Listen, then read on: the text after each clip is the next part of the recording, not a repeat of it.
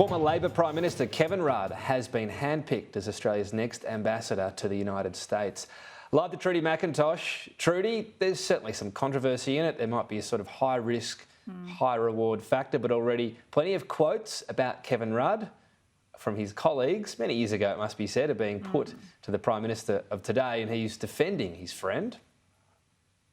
Tom, this was one of the worst kept secrets here in Canberra, continuing this long-held tradition on both sides of politics of appointing former politicians to these plum postings. First, it was the former Foreign Minister Stephen Smith, who's been appointed to go to London, and now the former Prime Minister Kevin Rudd will replace Arthur Sinodinos in Washington, DC. This posting will begin early next year. Anthony Albanese and Kevin Rudd were close political allies when they were both here in Parliament when Mr Rudd was Prime Minister, so some form of jobs for the boys and one of his mates, you'd have to say. But there's no doubting Kevin Rudd does have a lot of experience in the foreign policy space. He's been the chair of the Asia Society think tank in the United States. He's got a lot of connections over there, ones that the Prime Minister believes he will be able to leverage inside the Biden administration. And we know he has a lot of interest when it comes to the crucial China relationship as well. But some of the language of Mr Rudd's colleagues, there was a lot of frank character assessments at the time of this Rudd era here in Canberra. People referred to Mr Rudd as a psychopath, a control freak. In that context, the question put to the Prime Minister, is he confident that he's not going to end up with a second Foreign Minister on his hands in Washington? Kevin Rudd is an outstanding appointment. He brings a great deal of credit to Australia by agreeing to take up this position as a former Prime Minister, as a former Foreign Minister, as someone who's been head of the Asia Society, as someone who has the links with the global community based in Washington, DC, will be a major asset in working to assist the Foreign Minister, as other ambassadors do in their job.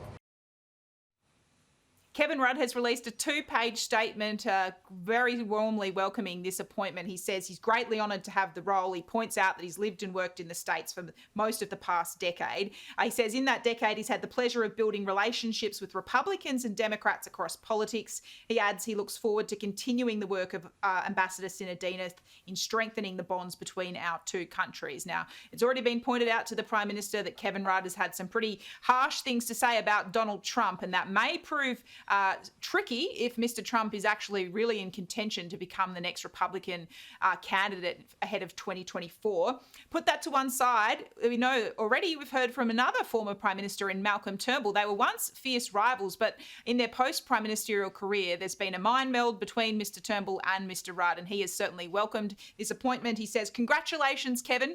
Great appointment. I cannot think of any Australian with better connections than Rudd has in the Biden administration or with more influence on geopolitical issues in DC." It's worth remembering, though, that given this rumour has been circling around for quite some time, it was actually put to Mr Rudd by our very own Simon Love during the election campaign back in May. This rumour that he might want to be an ambassador somewhere. He was pretty savage with his response, and it turns out he's actually got the job. Are you hopeful of a role with an Albanese Labor government if he's elected? Are you hopeful of maybe an ambassadorship? Again, I can always rely upon you people to pose questions I've already answered. And the answer to that is no, and you know that. Have you invited Kevin Rudd to be Australia's next ambassador to the US? No. Haven't invited him? No invitation? Haven't invited you either, Peter. No, haven't but invited anybody. I'm not going for it. I'm focused. We've got one. It's called Arthur Sinodinos. I guess at that point, if he hadn't, always a good reminder to get that sort of verging on condescending from Kevin Rudd to Simon Love. I can trust you to ask that, and no, I wouldn't. Well, we know the truth. Anyway, Trudy, meanwhile, the Foreign Minister on her way to China as we speak. It's a significant visit. It's the first time in 4 years, but expectation management is on in full swing here. It certainly is, and that was the case. We saw Penny Wong side by side with the Prime Minister here in Parliament, overshadowed a bit this trip by that ambassadorial appointment of Kevin Rudd. But make no mistake, this is an important visit for Penny Wong. We can bring you these pictures. This was her leaving Fairburn RAF base here in Canberra a short time ago. She's headed on the plane and on the long journey to Beijing. It's just a quick visit, in fact, only one night on the ground for this 2-hour strategic dialogue with her Chinese counterpart Wang Yi. We know the issues that will be raised. They've been highly telegraphed ahead of time. $20 billion worth of trade sanctions. Also, these consular issues with the ongoing detention of Chung Lei, the Australian journalist, and also writer Yang Henjun. Penny Wong trying to manage the expectation. Don't expect immediate outcomes as a result of these talks. You know, my expectation, what I want to cross off my list, is that we have a meeting and there's dialogue.